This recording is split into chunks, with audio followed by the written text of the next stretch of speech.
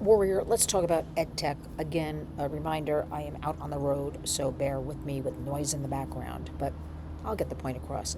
This EdTech, technology in the classrooms, that's all it means. Let me give you a couple of facts why it's so disturbing. The global education technology market size was valued at $187 billion, that's American dollars, in 2025 and is projected to grow to 213 billion 2026. And the largest share, of course, the North America. Rising demand for personalized learning and the use of AI driven teaching methods are driving the growth in ed technology. Look, this is not appropriate. Don't you wish we could take this estimated $213 billion and put a good chunk of that money into our education system, where we know from our national report cards issued a couple of months back, K through 12, all kids are failing math, science, comprehension, reading, writing.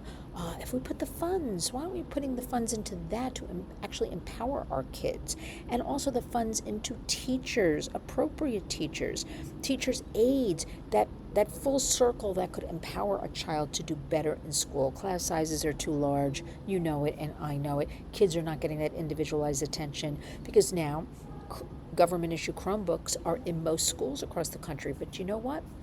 A lot of teachers don't want to use them, but they're stuck. This is their job. They're told, lump it, or something like that. But you have the right as parents and caregivers, family members, to go to your child's school and very nicely and respectively say, we don't want to use the Chromebook. A lot of schools are beginning across the country to get rid of them. The state of Pennsylvania is, I believe, the first, where Governor Josh Shapiro said no technology in the classrooms, no phones, no Chromebooks. And that's a wonderful thing. We've got to get back to the basics. The way you and I probably learned reading, writing, and arithmetic is no joke. And, there's something also I've spoken about called iReady, this program that's been deployed across the country, which assesses your child and then tells them, what level they're at or what they should be reading or doing. Again, it's all technology. A machine does not have AI, artificial intelligence. A machine does not have feelings or empathy. So how can it assess your child when there's nuances and things like that? This iReady program, though, which most parents, because I ask them constantly across the country, at the beginning of the school year, they will get a sheet, and a friend of mine in New York said she checked off 30 boxes. Allowed to use this app, allowed to use this website, allowed to use Gemini, allowed to use iReady. And then I ask, well, what do you know about these things? I don't know. I guess the teacher knows. Not a good enough answer. Parent up, everybody. You have a right, go to the classrooms, go to your principal, find out. But the strongest thing you can do is get some other parents together, educate yourselves, and go in a small group. I mean, not attacking, but respectfully asking, we don't want this. The iReady program now, let me explain what's the problem with this is. iReady, although many parents, millions across the country, signed off on allowing their children to use it in the classroom, iReady is being alleged, then went ahead and sold information to third parties. So your child's information is who knows where across the globe. Okay? Remember, that's where the money is. Information. Sweeping and scraping information for AI, artificial intelligence. So ask about this iReady program. There is a major class action lawsuit just pretty much initiated. Our good friend Nikki Petrosi from Scrolling to Death will be on the Warriors in about 2 weeks, and we'll share that interview with you.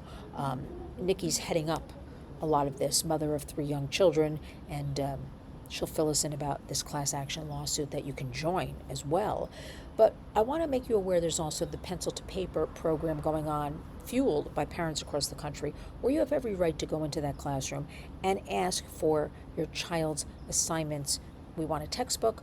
We want a paper package with the assignments. You do not have to use all of this technology. Look, we were sold a bill of goods. We were told technology would empower our children, would help them develop their brain power, and we have seen how it has destroyed brain power, not helped it, okay?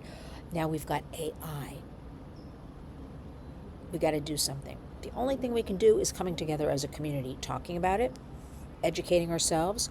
As I suggest, a group of a couple of parents go into the schools, talk about it, right? Knock some sense into these schools. I say that respectfully. Talk to your kids.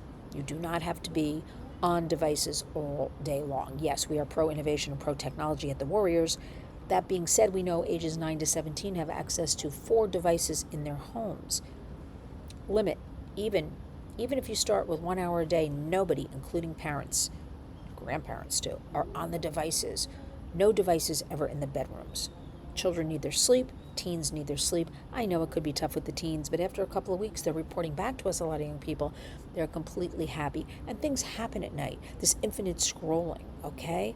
So get off the devices. Start with an hour a day.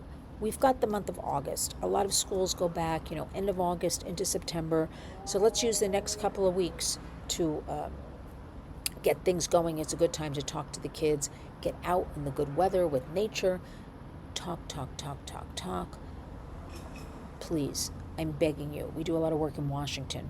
We cannot trust a lot of our elected officials. We cannot trust them to do the right thing.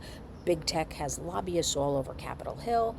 We at the Warriors, we march Capitol Hill ourselves. We don't have lobbyists working there 5 days a week to the tune of millions of dollars a year, nor to parents that are fighting for their kids. So join us, lynswarriors.org, the website. Share this video. We thank you for listening. I'll put some information in the body of the video, but let's do it together. Let's enter this school year powerful. Let's enter it as warriors. And remember, talk to your kids. And when you wake up each and every day, go out and be a warrior.